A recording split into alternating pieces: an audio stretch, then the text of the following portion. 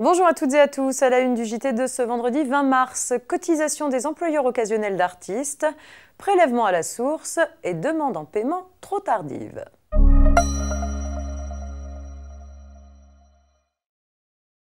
Et on ouvre ce JT avec les cotisations des employeurs occasionnels d'artistes.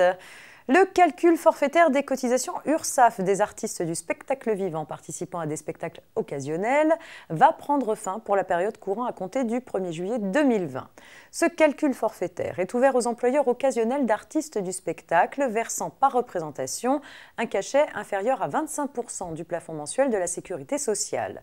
La cotisation forfaitaire est fixée à 2,5 fois le montant du plafond horaire de la sécurité sociale par représentation.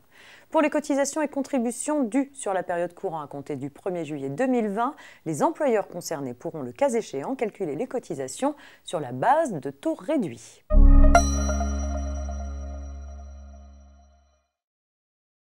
Du fait de la mise en place du prélèvement à la source, le PAS, le 1er janvier 2019, l'imposition des revenus non exceptionnels de 2018 a été annulée grâce au crédit d'impôt modernisation du recouvrement, le CIMR.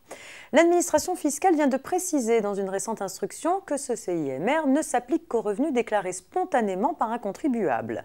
Cependant, un particulier qui a déposé une déclaration suite à une simple relance de l'administration peut aussi en bénéficier. Par ailleurs, l'administration peut demander à un contribuable des justifications sur tous les éléments ayant servi au calcul du CIMR. Ce dernier dispose d'un délai de 2 mois pour y répondre, éventuellement prolongeable sur demande.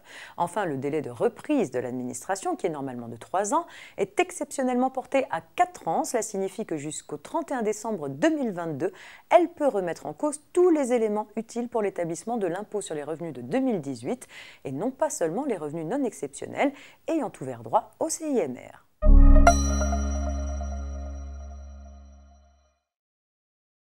Et on termine avec une petite histoire de demande en paiement trop tardive.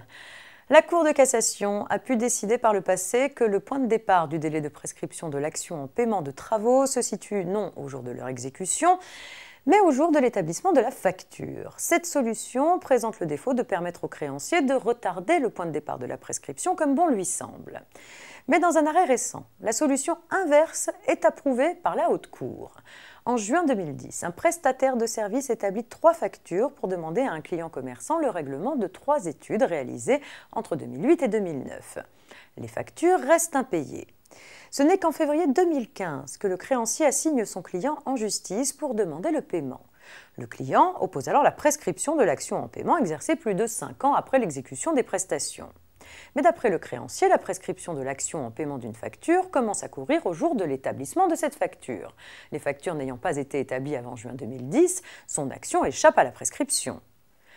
La Cour de cassation lui donne tort.